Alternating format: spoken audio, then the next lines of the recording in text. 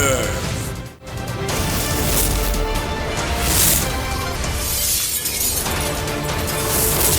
Full News Headquarters. अस्सलाम वालेकुम। 3 बजे के बुलेटिन में कहते हैं आपको खुशामदीद। मैं हूँ आपके साथ रमशा साजिद और मैं हूँ अफशीन कुरैशी। हेडलाइंस आपने जानी, बुलेटिन की टॉप स्टोरीज में आज शामिल करेंगे। सुप्रीम कोर्ट रात को फिर खुल गई। अक्सरियत अक़लियत में तब्दील। जमहूरियत दागदार।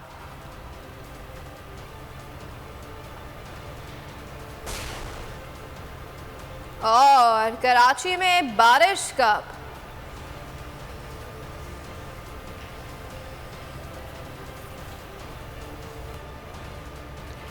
डेप्यूटी स्पीकर पंजाब असम्बली की गैर पार्लिमानी रवायत बरकरार। परवेज इलाही से अक्सरियत के बावजूद वज़ारत आला की कुर्सी छीन ली। हमजा शहबाज कम वोटों के साथ भी वज़ीर आला पंजाब बरकरार। वज़ीर आला पंजाब के लिए वोटिंग हुई। परवेज इलाही को 186 वोट मिले, जबकि हमजा शहबाज ने 176 वोट हासिल किए। डेप्यूटी स्पीकर दोस्त मजारी ने काफली के 10 वोट माइनस कर दिए।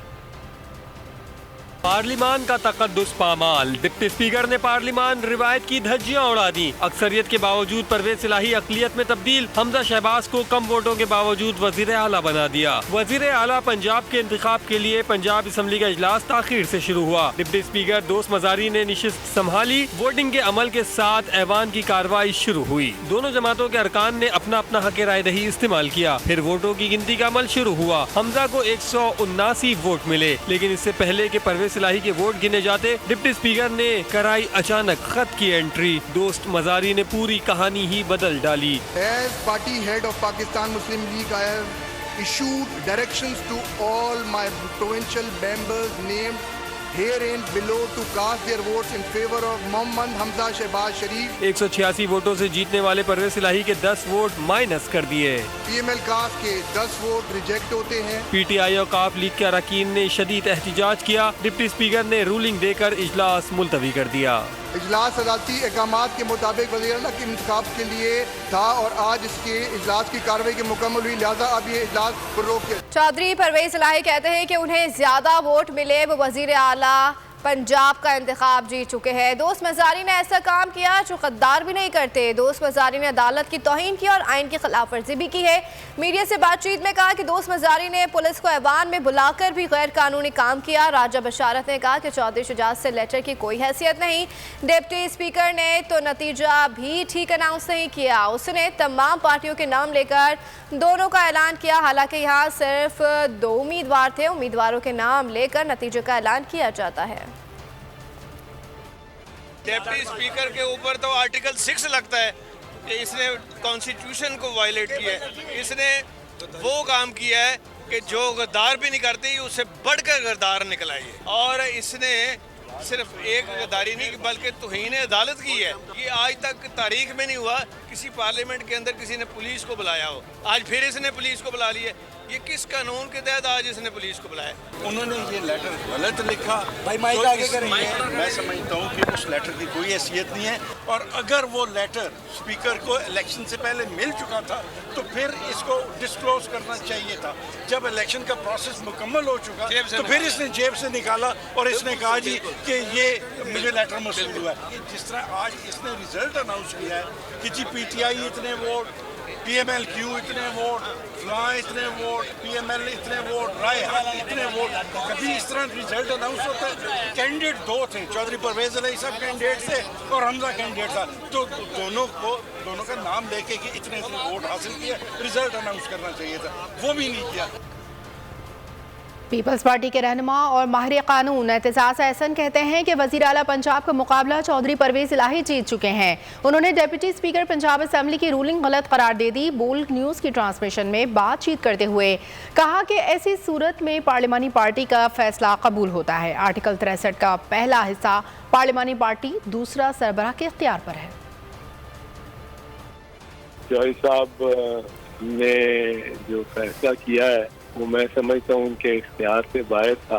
पार्लिमानी पार्टी फैसला करेगी, जो पार्लियामेंटेरियन है, कि क्या एक इशू आता है सामने कॉन्स्टिट्यूशनल अमेंडमेंट है या कोई इशू है, हाँ में करना है कि ना में करना है। ये एक नाकस फैसला जरूर है जिसमें नक्स है, और ऐसा नक्स है कि जिस नक्स की वजह से फैसला कलअदम है। वजीर आला बने हमजा शरीफ, तो वो वजीर आला नहीं बन सकते थे। आज भी इस वक्त वो वजीर आला नहीं।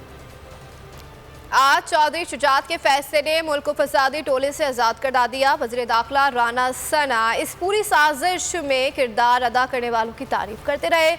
लीगी रहनुमाओं की प्रेस कॉन्फ्रेंस में राना सना ने कहा कि चौधरी शुजात और आसिफ जरदारी का नाम बुलंद हुआ है, जमहूरियत और रवादारी को फ़रोग़ मिला है। हम चौधरी शुजात के इस फैसले को खराज तहसीन पेश करते हैं। चौधरी शुजात जो कि एक बड़े ही दरीना कोहनामश्क और बड़े एक्सपीरियंस रखने वाले सियासतदान हैं, आज उनके फैसले ने जो है वो पाकिस्तान को इमरानी फितने से महफूज किया है, इस फसादी टोले के महफूज किया है, और आज इस मुल्क में जमहूरियत को, रवादारी को प्रमोट किया है। इत्तेहादी जमातों की तमाम क़यादत वो चौधरी शुजात के इस फैसले को सराहते हैं और इस फैसले पे उन्हें खराज तहसीन पेश करते हैं। अमरीकी खत के बाद शहबाज शरीफ वजीर आजम बने। शुजात हुसैन के खत के सहारे हमजा शहबाज को वजीर आला बरकरार रखा गया। इससे पहले पनामा केस में नून लीग कतरी खत भी अदालत में पेश कर चुकी है। कतरी खत से चौधरी खत तक की कहानी सुनिए बोल न्यूज़ की ज़बानी।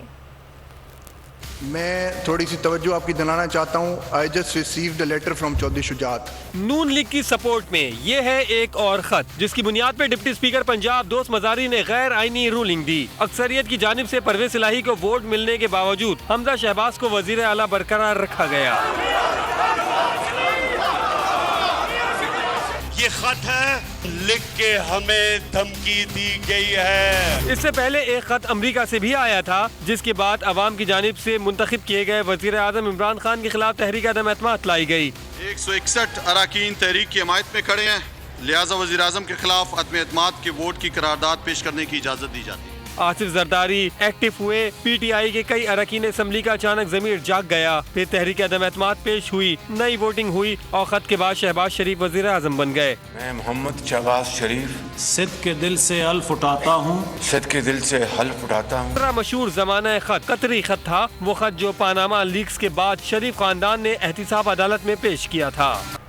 पीपल्स पार्टी जमहूरियत को बेहतरीन इंतकाम कहती है, लेकिन आसिफ अली जरदारी जमहूर से इंतकाम लेने लगे। तकनीकी बुनियादों पर अक्सरियत और अवाम का फैसला मुस्तरद कराने के लिए उन्होंने भरपूर कोशिश की। 2 दिन में चौधरी शुजात से 3 मुलाकातें भी की, एक लेटर तैयार करवाया और फिर अवाम के फैसले को रद्दी की टोकरी में डाल दिया।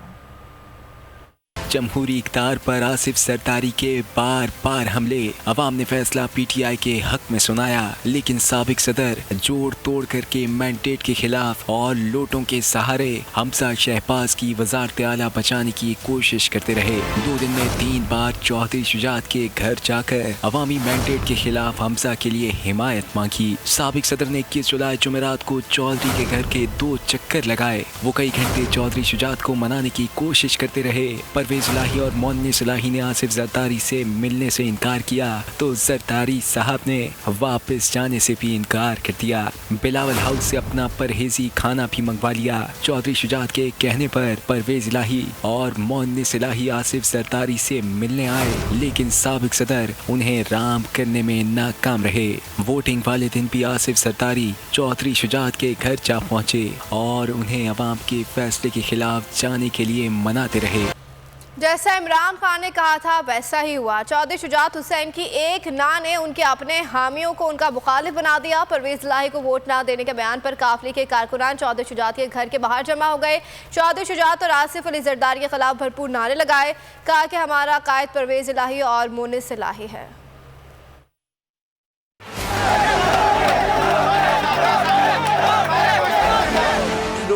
अवाम का मैंडेट चोरी किया तो मैं आज कह रहा हूं कि मैं जिम्मेदार नहीं, फिर क्या होता है, क्योंकि मेरे कंट्रोल में लोग नहीं रहेंगे। ये जागी हुई कौम है कि जरदारी एक ऐसा डाकू अवाम कैसे पैसा चोरी किया हुआ है, उससे लोगों को खरीद के और फिर अवाम का मैंडेट करे, कौम कंट्रोल नहीं होगी। यही सारे जरदारी और ये छुपते फिरेंगे। कप्तान ने जो कहा वो सच साबित हुआ। काफिले के अपने अरकान चौधरी शुजात के खिलाफ हो गए। चौधरी शुजात ने जो किया उसने सबका सर झुका दिया।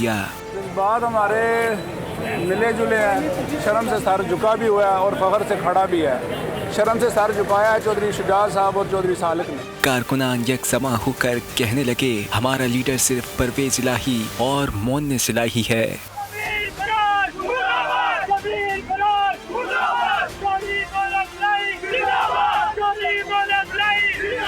लीगी कारकुनान ने सरदारी के खिलाफ भी नारे लगाए। आसिफ सरदारी का रास्ता भी रोका गया।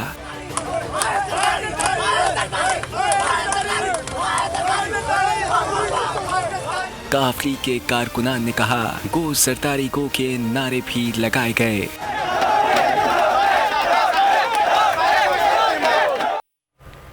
सल्तनत पंजाब के सुल्तान बनने का अमल शुरू हुआ तो नून लीग ने अपना गेम बनाने की कोशिश की। पीटीआई रहनुमा शब्बीर गुज्जर और जैन कुरैशी पर लीगी रहनुमा खलील ताहिर सिंधु ने एतराज़ उठा दिया। कहा कि इनका नोटिफिकेशन अभी जारी नहीं हुआ है, ये वोट नहीं दे सकते।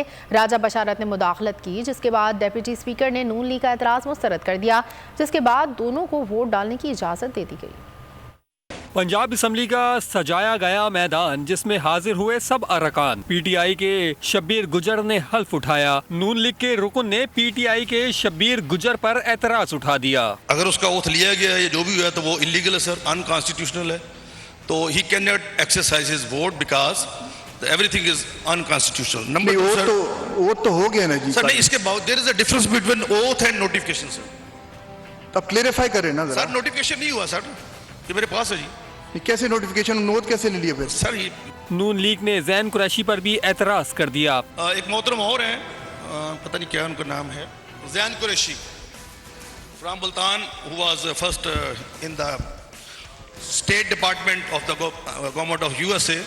Right now sir he is MNA. उनको कहा गया कि स्पीकर साहब ने कि आप आके बताएं कि आपने इस्तीफा दिया या नहीं दिया। उधर भी एमएनए सर, इधर भी एमपी है।